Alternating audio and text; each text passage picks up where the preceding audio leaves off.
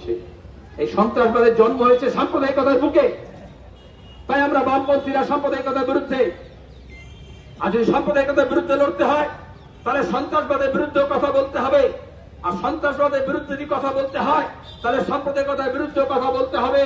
সন্ত্রাসবাদকে সাম্প্রদায়িকতা দিয়ে মোকাবিলা করা যায় না, সাম্প্রদায়িকতাকে সন্ত্রাসবাদ দিয়ে মোকাবিলা করা যায় না।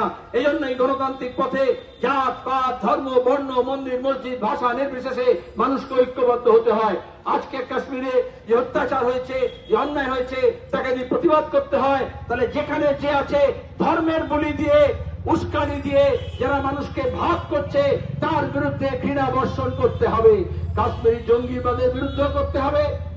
আবার এই মুর্শিদাবাদে যখন ধর্মের দোহাই দিয়ে ওয়াকফের বিরুদ্ধে এই যে সংশোধনী আনা হলো তার বিরুদ্ধে গোটা দেশে আন্দোলন হচ্ছে, সে আন্দোলন আজকে স্তব্ধ হয়ে গেল। মুসলিম পার্সোনাল ল বোর্ড বলল কাশ্মীরের এই ঘটনার পরে আমরা এখন আমাদের সব আন্দোলন স্থগিত রাখছি। আমরা মুর্শিদাবাদে দেখেছি যে ওই ওয়াকফের সংশোধনীর বিরুদ্ধে প্রতিবাদের নাম